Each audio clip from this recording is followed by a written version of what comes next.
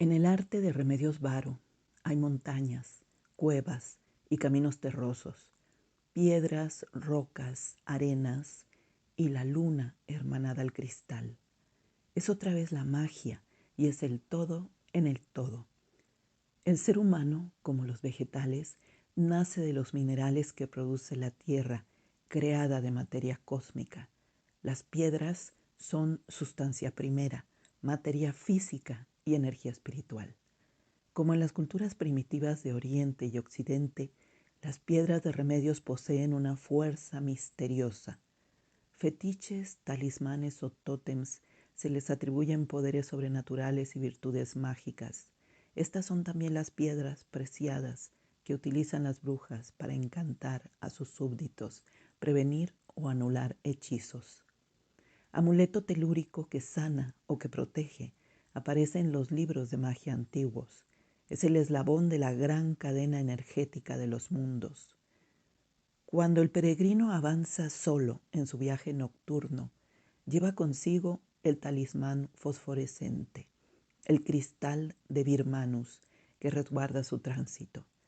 Pétrea luciérnaga brilla la fluorita en la noche silente. Remedios Varo retrata piedras brutas, pero también talladas o grabadas. La talla significa perfeccionamiento, ascenso del alma desde la oscuridad a la luz divina.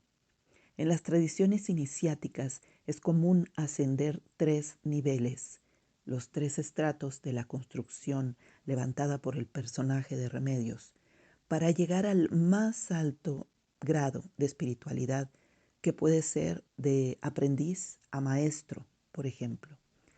Es la reiteración del simbolismo de la evolución interior. El flautista es el ser que emerge de la piedra pasiva para convertirse en un ser desarrollado espiritualmente.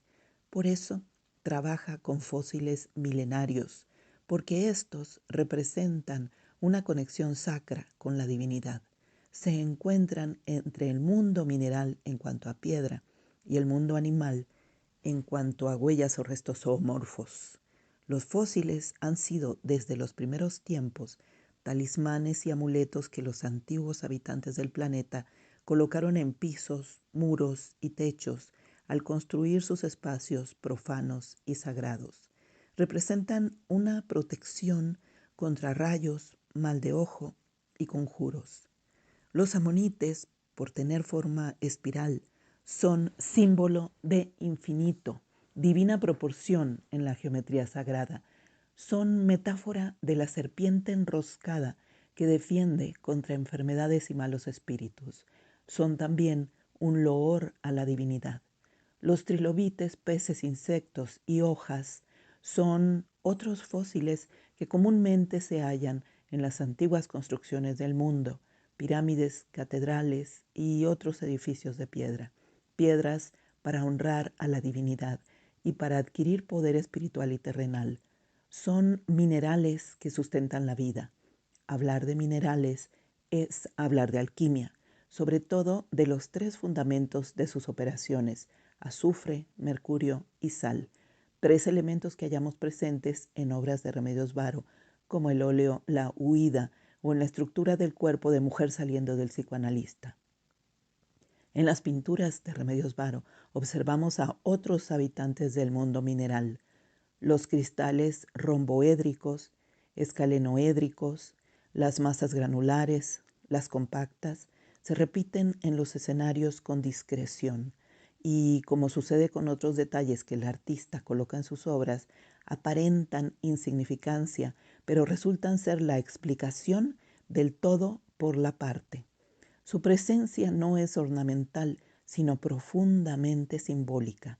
La piedra cristalina contiene el alma del universo, mineral el vidrio y mineral la cueva montaña en el óleo de La Huida, él y ella, azufre, mercurio en el hexagrama salomónico y símbolo universal de los 2 triángulos mitades en armonía. Ella, luna, mercurio, alma, lleva su vestidura hecha de una sustancia horizontal y líquida, trama que va a entretejerse con la urdimbre vertical y flamígera de él, azufre y espíritu, antorcha, sube la lengua de fuego por su manga. La bruma es la sal. La pareja no huye, se adentra, no se aleja, va hacia la cueva, copa, corazón del mundo, hacia el hondo pozo de la conciencia.